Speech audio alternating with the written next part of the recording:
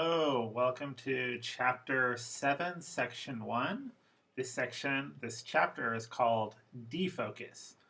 For the last 4 weeks, we've been talking about focus and focus pitch, essentially where your intonation jumps in an utterance.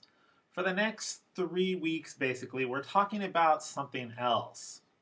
If focus pitch is there to make something more salient, to make it easier to understand, to make it focused, then defocus is the exact opposite thing. It makes things less easy to hear, less easy to understand, but we use them in natural conversations. So for the next 3 weeks, we're learning defocus when we don't fully articulate everything we say. Let me give you an example of how this works. A lot of this you have already learned. So go ahead and open your books to page 110. And here are some examples of defocus. Again, you learned some defocus in junior high school and high school already. For example, I am becomes I'm. He is becomes he's. That is becomes that's. That's an example of defocus. An idea gets mixed together and becomes a simpler pronunciation. This is defocus in a nutshell. But what I want you to know is that there's many types of defocus, and a lot of it you probably haven't been taught before. So go ahead and go down to page 111. The main thing I want you to know about defocus, with one exception, is that it only happens on certain kinds of words. So, for example, pronouns, Daimeshi, she, him, are, those are structure words. They can defocus. Their pronunciations can change. They can mix with another word. Prepositions like at, to, of, they can all mix with another word. They can get shorter. They can defocus. The articles, the be verb, conjunctions, setsuzokushi, can all defocus. Almost all of them can defocus. Many of the modals defocus. You should have learned that already. And most of the discourse markers we have learned in this class, almost all of them defocus in natural conversations. Here's what I want you to know. And this will be our first defocus rule. Defocus occurs on structure words. So, structure words are defocused in English conversation. For the next 3 weeks, I'm going to say defocus, defocus, defocus many times, and I want you to understand exactly what I mean when I say that.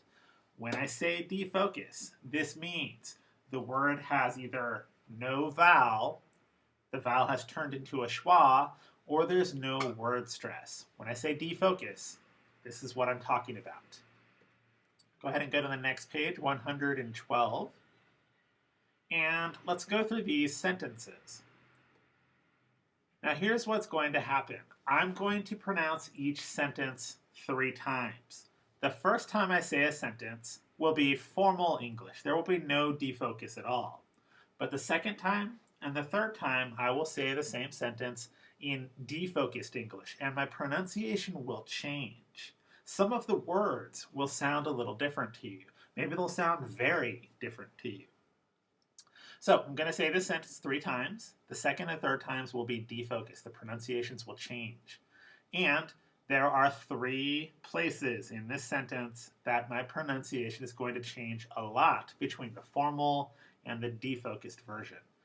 Just so you know, when I say defocus, what I'm talking about now is schwa. Schwa is going to start appearing in a lot of places. Can you hear the difference here? Let's start. So, first, formal. He takes a bus to work from home. Defocus. Now things change. What changes? Ready? He takes a bus to work from home. He takes a bus to work from home. He takes a bus to work from home. Did you hear it? The sentence changes like this. These sounds change into schwa, and this is defocus. Again, when I say defocus today, usually I'm referring to schwa. Let's go to the second sentence. First, formal.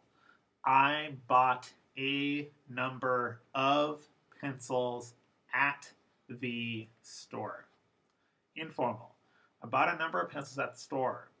I bought a number of pencils at the store. I bought a number of pencils at the store. This sentence changes to this sentence in defocused English. Let's go to the number 3. So again, 3 times. Once formal, 2 times informal. I run or exercise a little every day. Defocused. I run or exercise a little every day. I run or exercise a little every day. Can you find where the schwas are? This sentence changed to this sentence. The schwas started to appear again. Now let's go to number 4. Here, one of the words is going to defocus a lot, and in fact, one of the syllables disappears. Here we go, ready?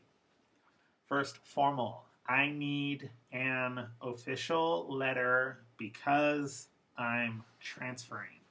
Defocused. Ready? I need an official letter because I'm transferring. I need an official letter because I'm transferring. I need an official letter because I'm transferring. Could you hear the difference? This sentence becomes this sentence in defocused English. Let's go to number 5.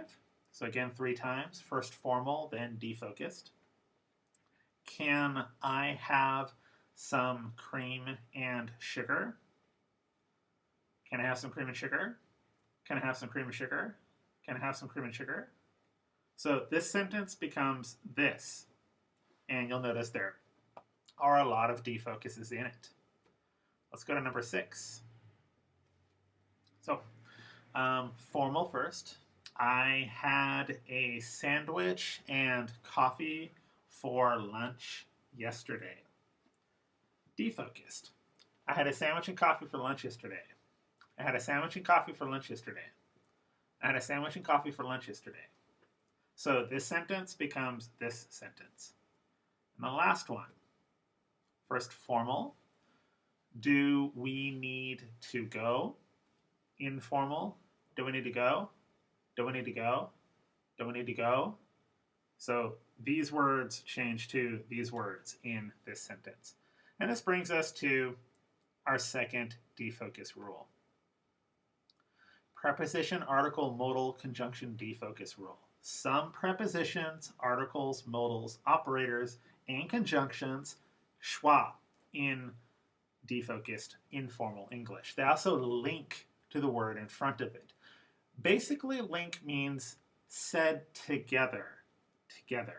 So let me give you an example of linking. So linking to the previous word. I'm sure you all have heard this before. So again, these words have linked. I am linked. Became one word. So when I say link, what I refer to is the fact that 2 words have become one word for all intents and purposes.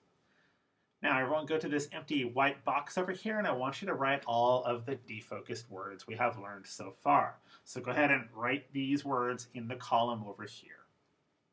All right, now let's move on. That might be it. Yes, that is the end of this chapter. This is just the beginning of defocus, and these are certainly not the only words that defocus in conversational English. We'll be learning more of these and more pronunciation changes over the next 2 weeks. Good luck on the quiz. Goodbye.